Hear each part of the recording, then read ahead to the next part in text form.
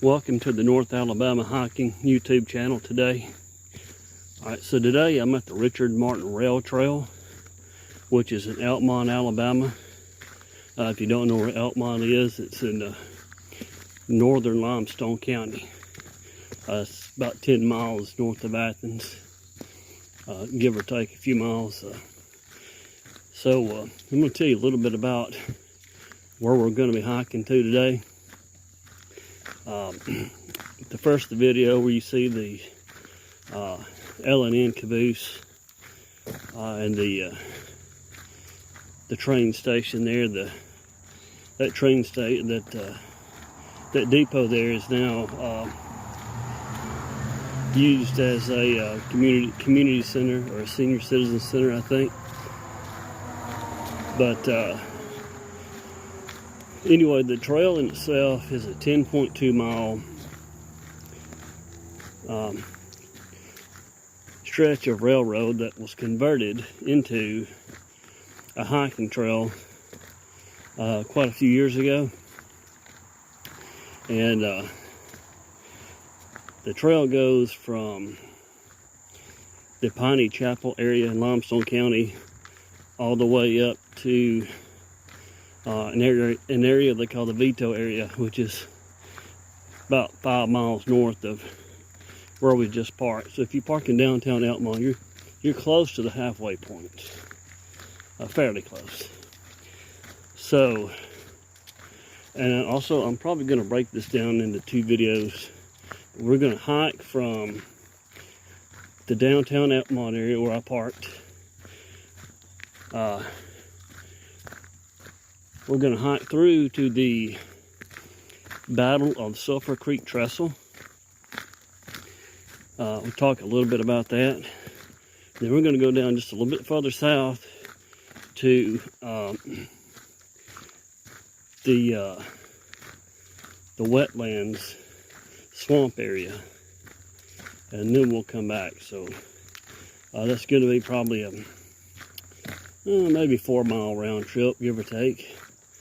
So, so if you visit this area and you're wanting a good, if you want a good 2 to 3 mile hike, hiking to the Battle of Sulphur Creek Trestle is it's going to be about 2.5, 3 mile round trip, out and back,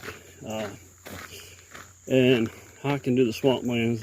You got to go a little further, so I don't remember exactly how much further, but we're going to go there.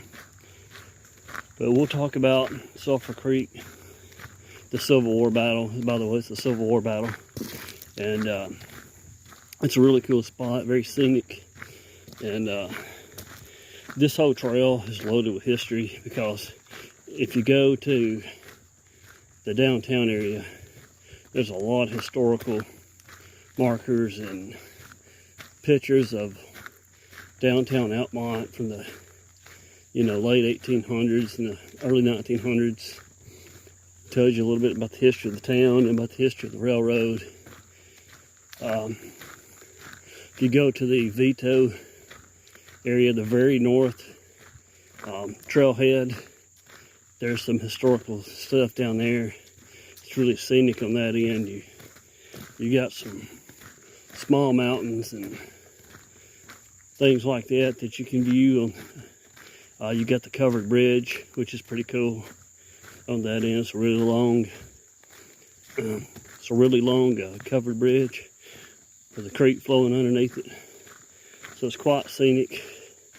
And so anyway, I'm gonna keep making my way towards the Civil War battle site and take it from there.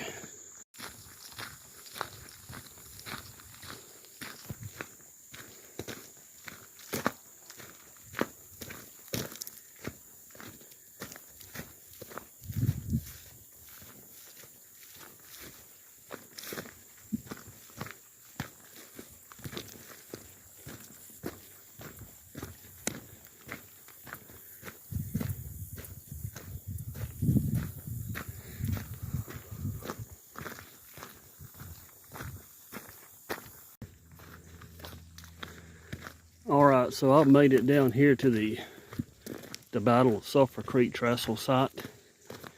And I've done a video here before, if you want to go back and look at that.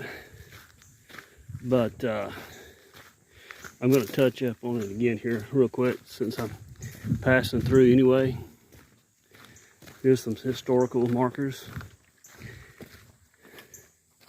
Where we're standing, that's what the trestle looked like during the Civil War. Of course, now it's all grown up. It's earth built up around it. And here's the informational sign. Here's a battle map and the fort. And if you'll look up, you'll see remnants of the earthworks right in front of us, where those trenches are built up.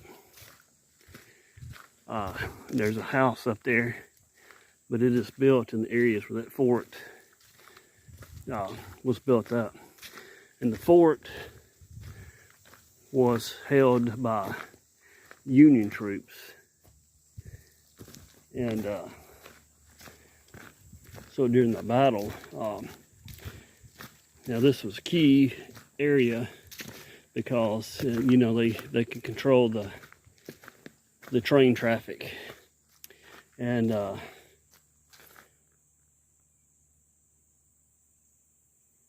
let's see, and I'm doing a little reading here.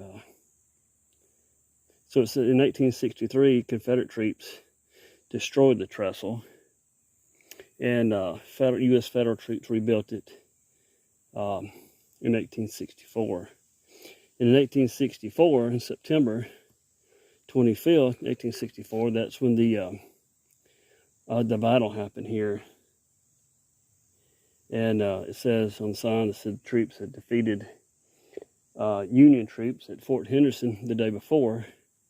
And Fort Henderson is actually, I think a little bit, it's the one I'm thinking about. It's the one that's a little west of the town of Athens, just before you get into Athens.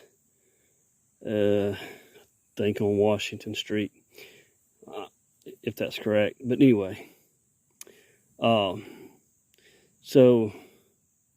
they had a battle here, and if you look, it's maybe hard to see on camera, but if you look this general direction, the Confederate troops would have came around through here. They would have went underneath the trestle and back around to this side. So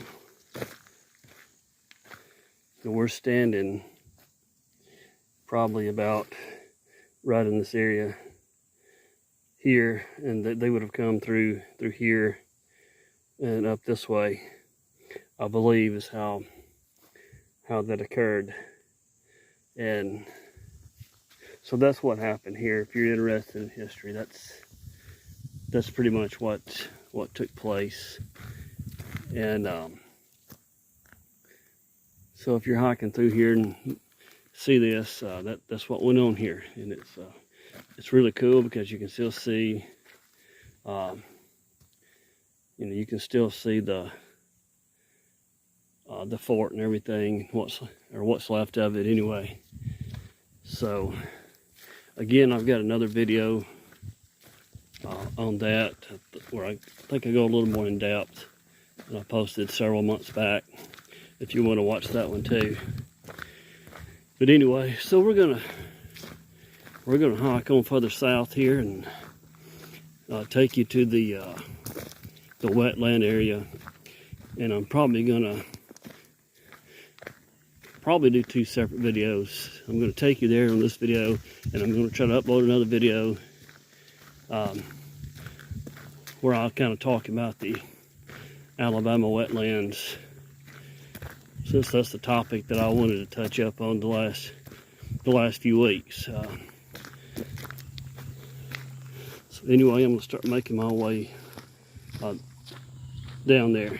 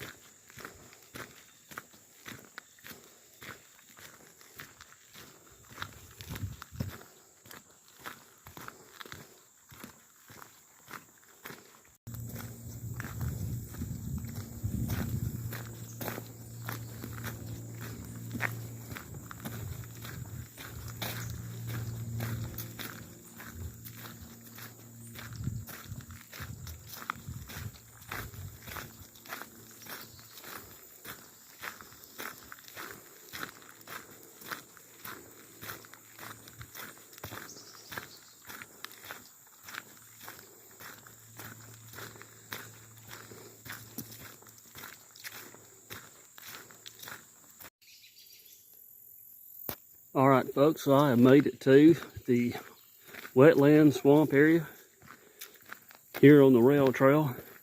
And you can tell this is a pretty good size swamp area. Well, you might not be able to tell too easily on the looking through the phone, but it's definitely goes a good ways back. And this is a really, really cool spot on the trail. It's sitting on the swamp area. Now I'm going to do a separate video just talking about this particular area and other Alabama wetlands, because I was gonna, over the last few weeks, I wanted to do some topics about those and how you can hike to them here in North Alabama. But this is where we're ending today's hike. And I'll have the other video hopefully soon after this one.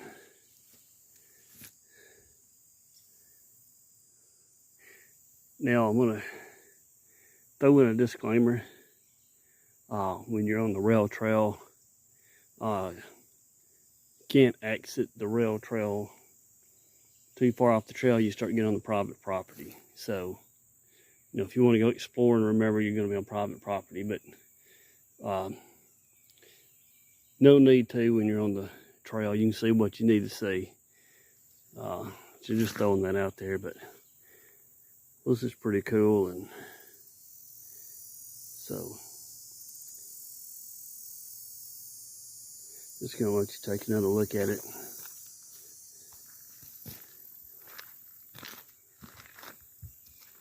And again, I'll have another video shortly. So anyway, this pretty much concludes the hike from downtown Elkmont to here. It's a really neat section to do. And again, probably 4-mile round trip. So anyway, hope you enjoyed the video. Thank you for watching.